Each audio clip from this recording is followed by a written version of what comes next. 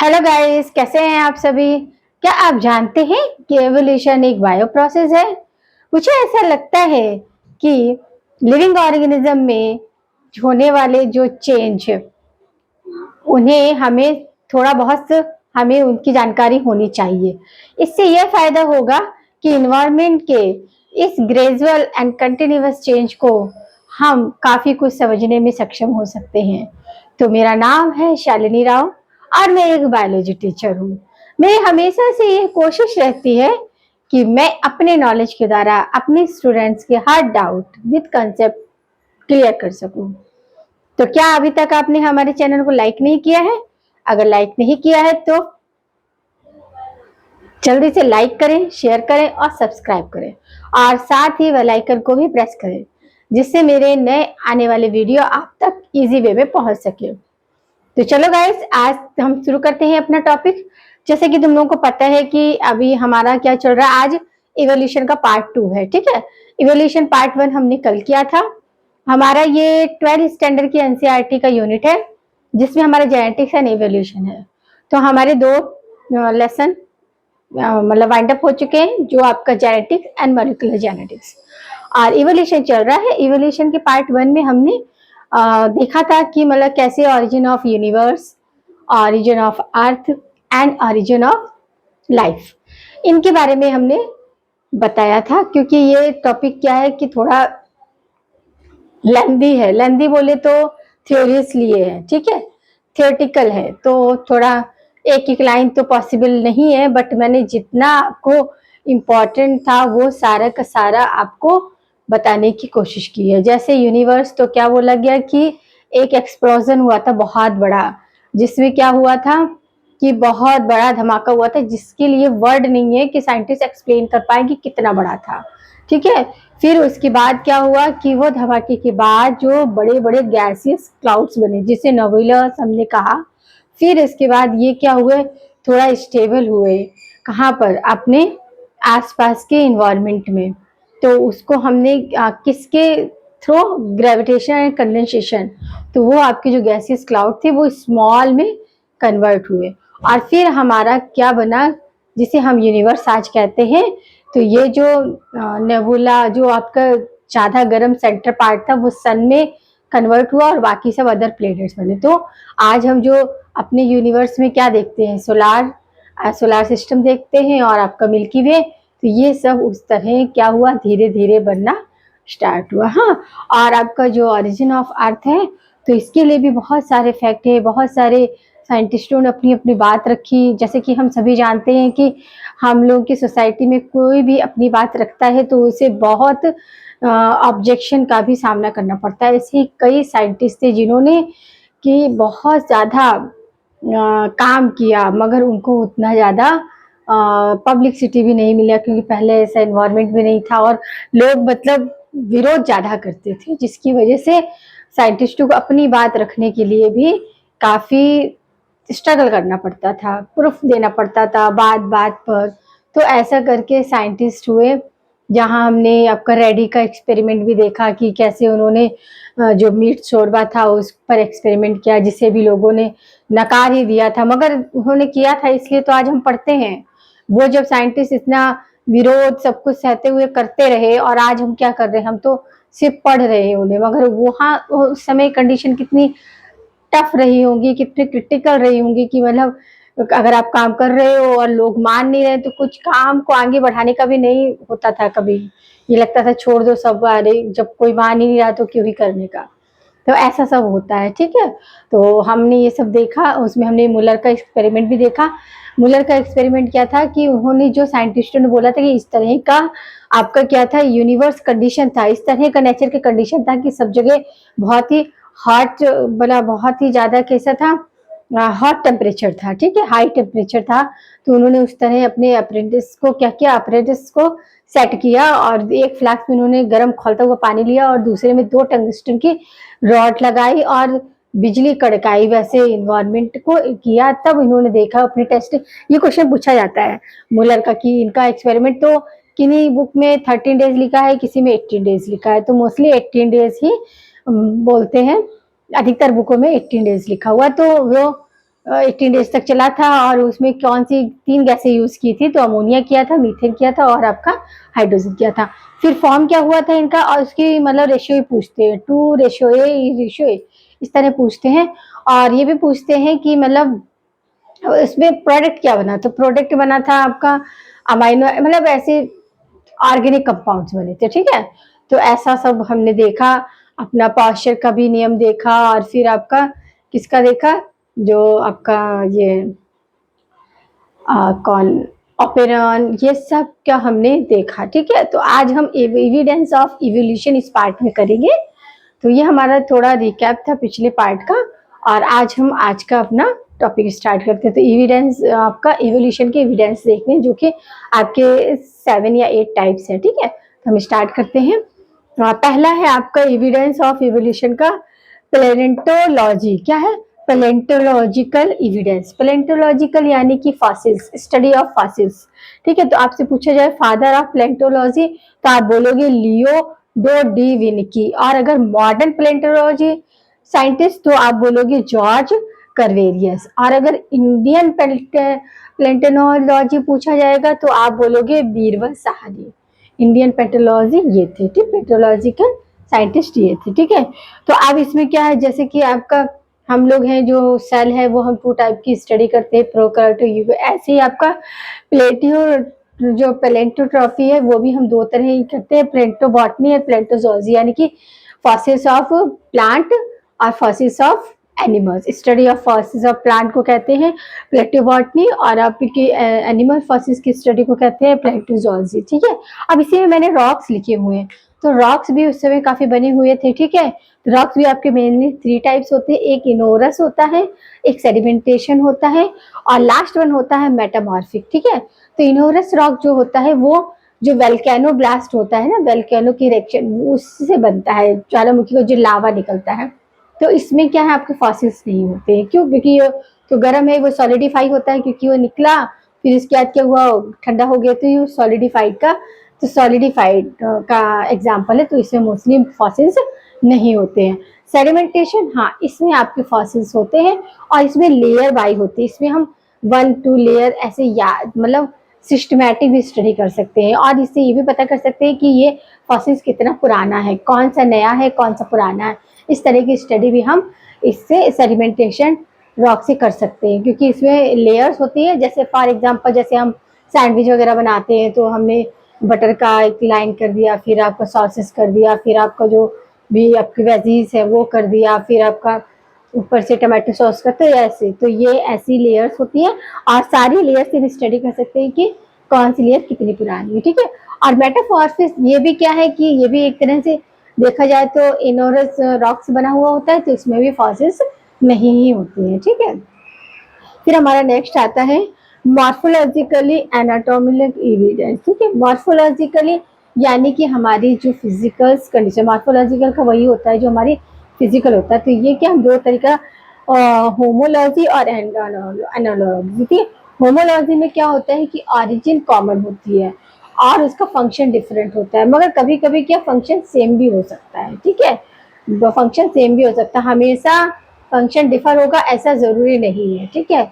Homologous में आपको याद रखना है कि हमेशा फंक्शन अपोजिट हो ऐसा जरूरी नहीं है, कभी कभी फंक्शन में सिमिलरिटी भी देखने को मिलती है, ठीक है। आगे अभी एग्जांपल से बताएंगे आपको जो भी आपको डाउट हो रहा है वो, ठीक है। एनालोगस में क्या है कि ओरिजिन तो डिफरेंट है मगर क्या है कि उसका फंक्शन सेम है, ठीक है।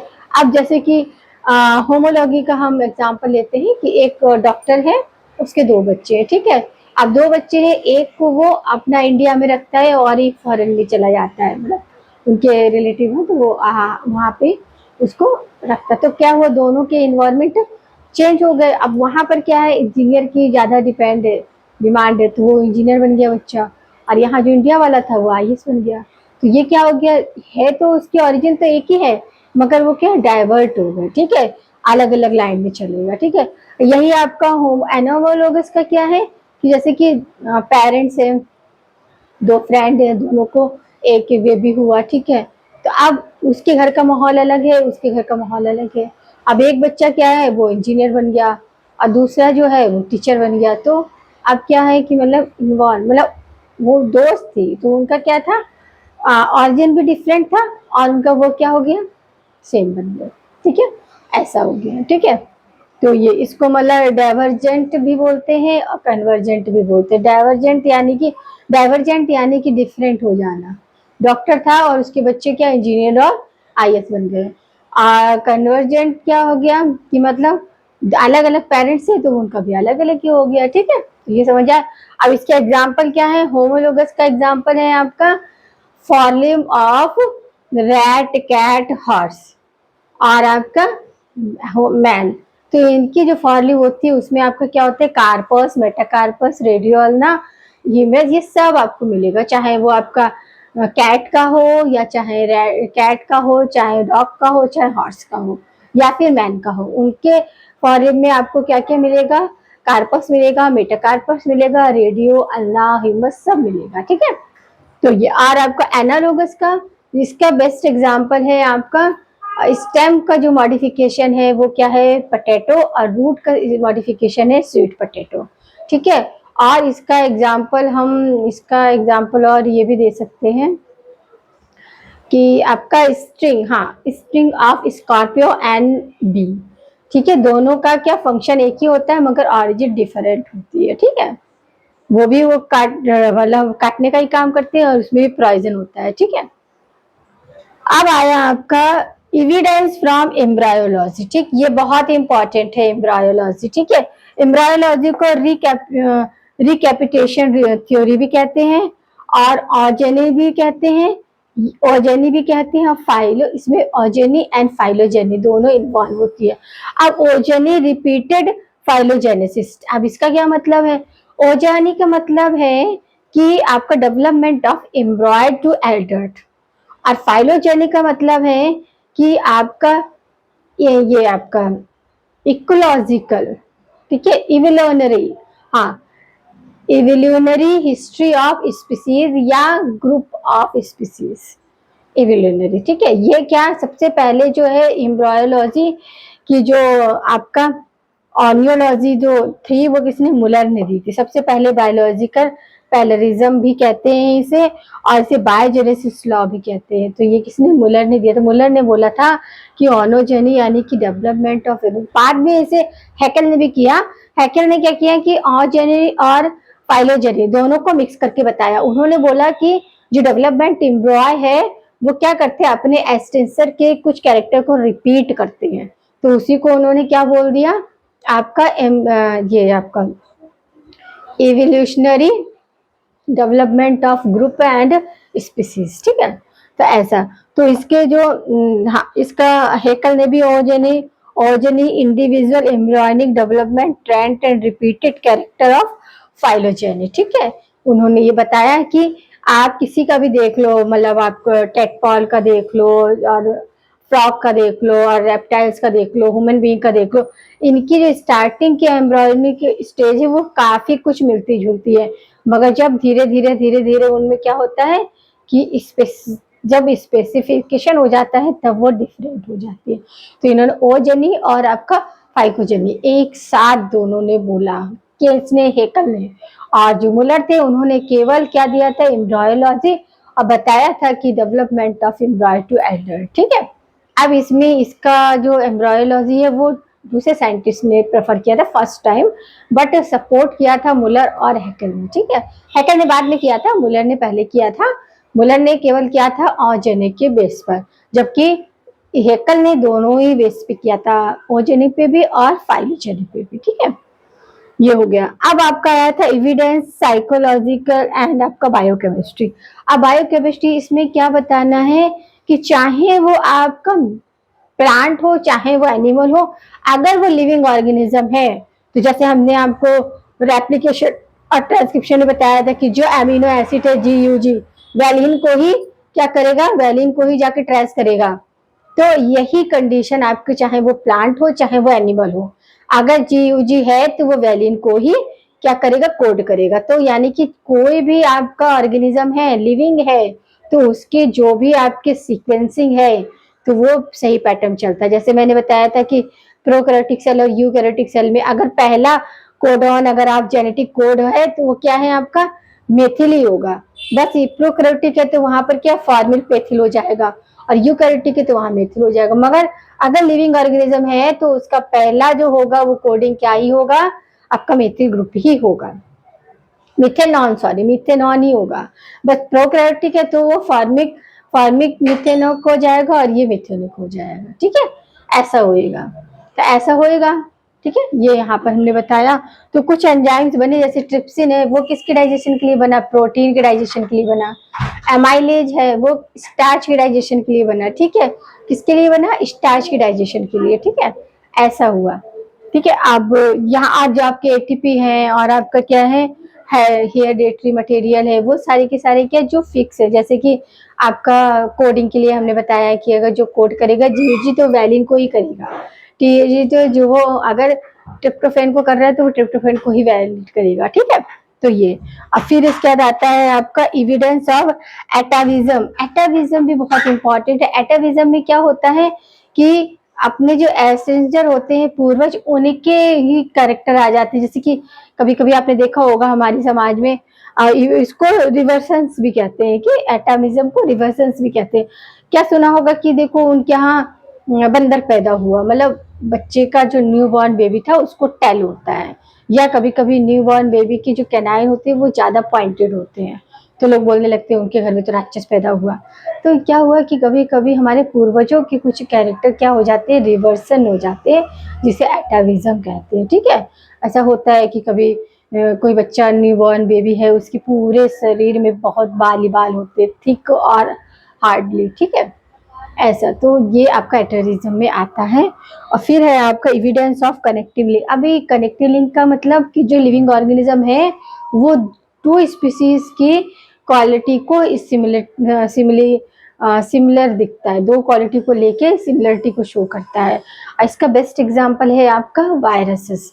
वायरसेस क्या है, आपके लिविंग एंड नॉन लिविंग दोनों के कैरेक्टर को फॉलो करता है, और बहुत ही चालाक तरीके का लिविंग ऑर्गेनिज्म है। हम लिविंग ही कहेंगे, वैसे इसे नॉन लिविंग ही कहते हैं, क्योंकि अगर ये बाहर पड़ा है तो ये नॉन लिविंग है, मगर जैसे ही होस्ट में आएगा तो ये लिविंग हो जाएगा। ठीक है, तो हम इसे लिविंग और नॉन लिविंग नहीं कह सकते हैं, बस ये कह सकते हैं कि ये ऐसा ऑर्गेनिज्म है जो मीडिया मिलने पर, होस्ट मिलने पर लिविंग हो जाता है। बाकी लॉ और कितने मजे करता है, इसके पास क्या है बताओ, सिंपल सा स्ट्रक्चर है इसका, न्यूक्लिक एसिड है और प्रोटीन है केवल, बस उन्हीं दोनों के बेस पर ये क्या करता है, होस्ट के अंदर एंटर करता है और मजे लेता है, रेप्लिकेशन एप्लीकेशन सब करके बैठता है। ठीक है, तो अब हो गया। अब इसके बाद है एविडेंसेस ऑफ फ्रॉम वेस्टाइजल ऑर्गन। अब वेस्टाइजल ऑर्गन क्या, ऐसे ऑर्गन जो हमारे एक्सटेंसर्स को कभी कभी हमारे बॉडी में क्या थे, यूजफुल थे, बट अभी नहीं है, अभी केवल वो वेस्टाइजल के फॉर्म में हमारे बॉडी में है। जैसे कि अब इसे 18 तरह के ऑर्गन है। ठीक है, मैंने यहाँ पर 2-3 का एग्जाम्पल दिया है। 18 तरह के ऐसे ऑर्गन हैं जो हमारे शरीर में, हमारे या फिर किसी अदर्स जो एनिमल्स है, क्योंकि सभी के पास है, ऐसा नहीं है वेस्टाइजल ऑर्गन ओनली ह्यूमन बीइंग के पास है, अदर एनिमल्स के पास भी है। ठीक है, तो वो क्या हुआ कि उन्होंने उनका यूज नहीं किया, और क्या हो गया, वो धीरे धीरे हमारे वेस्टाइजल पार्ट में कन्वर्ट होते गए। जैसे कि आपका एग्जाम्पल है विजिटम टीथ, जिसे थर्ड मोलर भी कहते हैं। ठीक है, और आपका क्या है, हेयर, हाँ, बॉडी ऑन द हेयर। ठीक है, और आपका निपर्स बाय मेल। ठीक है, ऐसे ऑन मेल, हाँ, ये सब है आपका।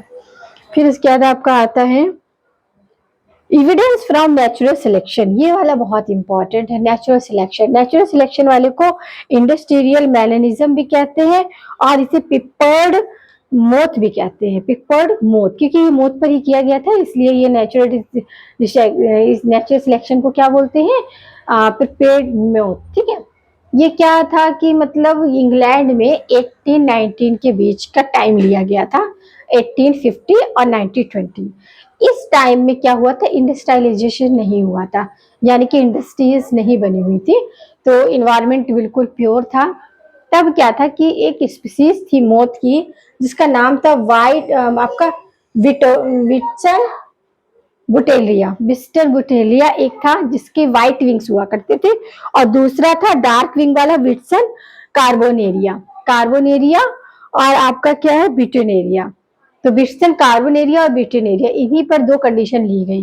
पहले जब 1850 में इंडस्ट्रियलाइजेशन नहीं हुआ था, इन्वायरमेंट बहुत साफ था, तो क्या था, आपको पता है कि जो इन्वायरमेंट क्लीनर है वो क्या, लाइकेन है। ठीक है, सल्फर, जैसे ही सल्फर डाइऑक्साइड की क्वांटिटी ज्यादा होती है तो लाइकेन ग्रो करने लगते हैं, ठीक है, या डिस्ट्रॉय हो जाते हैं। तो तब इन्वायरमेंट एकदम प्योर था, तो जगह जगह लाइकेन था, तो पेड़ों पे भी था सब जगह। और ये जो व्हाइट विंग्स वाले मोर थे वो आसानी से छुप जाते थे, और डार्क वाले जो थे, चिड़िया आती थी डार्क वालों को खा लेती थी। तो क्या हुआ कि नेचुरल सिलेक्शन क्या हुआ कि डार्क विंग वाले मोर की पॉपुलेशन कम हो गई, और व्हाइट वाले, क्योंकि ये बच्चे आते थे, लाइकेन भी व्हाइट कलर का था, उसके ऊपर ये रहते थे तो दिखाई नहीं देते थे इजिली बर्ड्स को, और बर्ड्स डार्क विंग्स वाले इंसेक्ट को पकड़ के ले जाते थे। ठीक है, अब फिर इसके बाद 18th सेंचुरी में क्या हुआ, डार्क वाले की पॉपुलेशन लो हो गई और इनकी इंक्रीज हो गई। अब आया 1920 का सेंचुरी। 19 में क्या हुआ, इंडस्ट्रियलाइजेशन हो गया, तो इससे क्या हुआ, पोल्यूशन हो गया आपके इन्वायरमेंट में। जब पोल्यूशन हो गया तो लाइकेन गायब हो गया, क्योंकि लाइकेन से जहां पोल्यूशन बढ़ता है वहां लाइकेन चला जाता है। लाइकेन चला गया तो अब जो व्हाइट स्पेस पे व्हाइट विंग वाले ब्रिटेन एरिया जो छुप जाती थी विस्टर्न, वो क्या हो गई, अब वो दिखने लगी, और डार्क वालों ने अपने आप को छुपा लिया। तो अब कंडीशन अलग हो गई, अब डार्क वालों को अपने को सेव करना इजी हो गया, और व्हाइट वालों को मुश्किल हो गया। चिड़िया आती थी उनको खा के चली जाती थी। तो अब क्या हुई, इनकी पॉपुलेशन क्या हुई, डिक्रीज हो गई, किसकी, व्हाइट व्हाइट विंग्स मोर की। तो ऐसा हुआ कि मतलब नेचुरल सिलेक्शन, यानी कि एक बार नेचर ने व्हाइट विंग्स वाले मोर को सिलेक्ट किया, और एक बार आपके डार्क विंग्स वाले मोर को सिलेक्ट किया। तो ये सिलेक्शन जो है वो नेचुरल सिलेक्शन पर एविडेंस था। इसके आगे अभी और है, आपका लेमार्क हुआ, डार्विन, ये सब आपका भी आगे पढ़ोगे। ठीक है, डार्विन, डार्विन तो बहुत ही महान साइंटिस्ट थे। डार्विन की एक बात बताते हैं आपको कि डार्विन जो है ना वो डॉक्टर बनना चाहते थे। उनके घर में भी, उनके फादर भी चाहते थे कि वो डॉक्टर बने। सोचो अगर वो डॉक्टर बन गए होते तो इतनी अच्छी अच्छी जो उन्होंने डिस्कवरीज की है वो कैसे होते, नहीं हो पाते। तो ऐसा नहीं है कि मतलब उस समय वैसे डार्विन ने भी बहुत ज्यादा क्रिस्टियनिज्म को झेला था। जितनी भी क्रिस्टियनिज्म होती थी ना उनको बहुत झेला था, क्योंकि उन्होंने बोल दिया था कि हमारे जो पूर्वज है वो बंदर थे। और तब तो कैसा माहौल था कि जो गॉड वाले वो बोलते थे कि सबको गॉड ने बनाया है, और जो हमारे लोगों के हिंदू धर्म के वो लोग बोलते थे सबको ब्रह्मा जी ने बनाया। अब उस बीच कोई साइंटिस्ट कह दे कि भाई हमारे पूर्वज तो बंदर थे, तब तब तो आफत ही है। समझ लो डार्विन को क्या होना पड़ा था, अंडरग्राउंड होना पड़ा था। कई सालों तक, कई सालों तक साइंटिस्टों ने ये बात एक्सेप्ट ही नहीं की। तो पहले का जमाना बहुत अलग था। अलग क्या था, मतलब लोगों को आज भी वही है कि मगर अगर आप कुछ बात समझाना चाहते हो मगर आपके पास अगर प्रूफ नहीं है, उसे साबित करने का तथ्य नहीं है, तो आप आज भी किसी को उस बात के लिए मना नहीं सकते, चाहे वो एजुकेटेड पर्सन ही क्यों ना हो। क्योंकि अब हमारे समाज में तो ऐसा है, कुछ बातों के लिए तो एजुकेटेड पर्सन भी ऑब्जेक्शन कर देते हैं, वो भी आ जाते हैं, नहीं ऐसे कैसे होएगा। तो वही हालत है कि कभी कभी सही को सही मानने के लिए भी प्रूफ देना पड़ता है। तो वही ये आपके एवोल्यूशन वाले जो साइंटिस्ट थे उनके साथ भी यही हुआ। वो सब अपना करते थे, और दूसरे साइंटिस्ट बोलते थे जो एगोटेक टाइप के थे, वो बोलते थे नहीं ऐसा नहीं हो सकता, वैसा नहीं हो सकता। रेडी के एक्सपेरिमेंट को लोग झुठला दिया था कि ऐसे कैसे, सही से उबाला नहीं होगा इसलिए खराब हो गया। ठीक है, अभी कुछ बोलते थे कि काऊ और मिल्क, काऊ और बफेलो के डक से जीवन की उत्पत्ति, अरे उसमें तो ऑलरेडी बैक्टीरिया पनपेंगे ही ना, क्योंकि उसका तो कंपोजिशन ही है।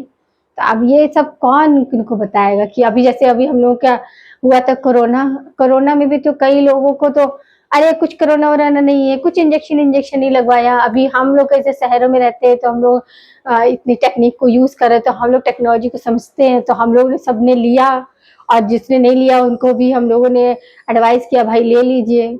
मगर गांव वगैरह में अभी भी कुछ कोरोना नहीं होता है, कुछ भी नहीं होता है। उधर वैसे ही शादियां हो रही थी, वैसे ही मुंडन हो रहे थे, सब हो रहे थे, और बोल रहे थे किधर है, कुछ कोरोना वोरोना नहीं है, ये सब फैलाया हुआ जाल है, ऐसा है वैसा है। तो है कि मतलब लोगों को समझाने में बहुत टाइम लग जाता है, कभी कभी तो बहुत ज्यादा ही टाइम लग जाता है।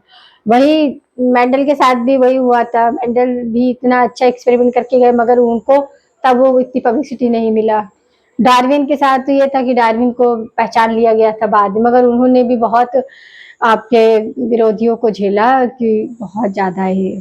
अब पहले तो उनके घर में ही ऑब्जेक्शन हुआ था क्योंकि वो सब उनके घर वाले उनको डॉक्टर बनाना चाहते थे और वो डॉक्टर बनना नहीं चाहते थे, बनना नहीं चाहते थे मतलब डॉक्टरी वॉक्टरी करने गए, जो भी होता था आपका जो भी रहता था वो सब कर रहे थे, मगर वो करते समय पढ़ते समय कुछ ऐसा एक्सीडेंट हो गया या फिर कुछ ऐसा फैक्ट हो गया कि उन्होंने सोचा भाई ये अब डॉक्टरी हमारे बस की नहीं है।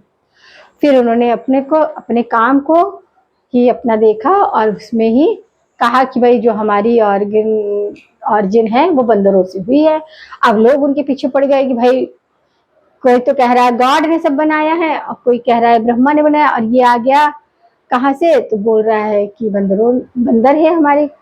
तो फिर इनको इसके लिए अंडरग्राउंड भी होना पड़ा था, मतलब काफी कुछ झेला है साइंटिस्टों ने। हम लोग तो सिर्फ पढ़ रहे हैं, बट उन लोगों ने उस टाइम के समाज में कितनी कुरीतियां फैली थी और कितना विरोधी हुआ करते थे, क्योंकि कुछ तो ऐसे ही होते थे। अब जैसे कि एक साइंटिस्ट का नाम मुझे याद नहीं आ रहा है, उन्होंने ऐसे ही कुछ बोला था जिसको उनके साथ काम करने वाले साइंटिस्ट लोगों ने ही नहीं माना था, और वो कुछ ऐसे मतलब ईगो टाइप के थे लोग जिनमें ईगो बहुत था, तो उन्होंने उनको प्राइजन दे दिया था। अभी मुझे याद नहीं आ रहा, मैं बताऊंगी कौन से साइंटिस्ट का नाम है। तो उनको प्राइजन देख के उनके साथियों ने ही मार दिया था। क्यों? क्योंकि उन्होंने अपने एक्सपेरिमेंट में ऐसा बता दिया, तो लोग बोले अरे ऐसा नहीं हो सकता, ऐसे कैसे हो सकता है, और दूसरे मारे जलन के बस किसका कुछ चलता रहता है। क्योंकि किसी को अपनी बात कहने के लिए भी बहुत ज्यादा तथ्यों की जरूरत पड़ती है कि जब आपके पास पूरा प्रूफ और वेरिफिकेशन का, तभी आप किसी को कुछ बोल सकते हैं, चाहे वो कितने भी आपके कितना भी पढ़ा लिखा हो या कितना भी समझदार हो। हर कोई हर चीज को इजी वे में नहीं समझ सकता है, ये मतलब फैक्ट है हमारी सोसाइटी का, कि अगर दूसरा कह रहा है तो पहले वाले को देखना है कि ये कह रहा है तो क्यों कह रहा है। अरे ये नहीं कि चुपचाप से सुन लेने का, सुनेगा कोई नहीं, बस ये कहेगा कि आप अगर ये कह रहे हो तो आप किस बेस पे कह रहे हो। तो ये सब है। तो ऐसा है कि मतलब अपनी बात को रखने के लिए भी बहुत झगड़ना पड़ता है, बहुत प्रूफ देने पड़ते हैं, तब कहीं जाके अपनी बात भी लोगों के समझ में आती है। ठीक है, तो आज हम यहीं पर करेंगे, फिर अब आगे हम आपका लेमार्क डार्विन हम कल पढ़ेंगे। ठीक है, उनका भी नेचुरल सिलेक्शन था आपका, 3 वे पे था आपका। ठीक है, डायरेक्शन नेचुरल सिलेक्शन था और आपका सेडिमेंटेशन, ऐसे मतलब करके 3 तरीके का था, सीक्वेंसिंग भी था। ठीक है, हम कल देखेंगे।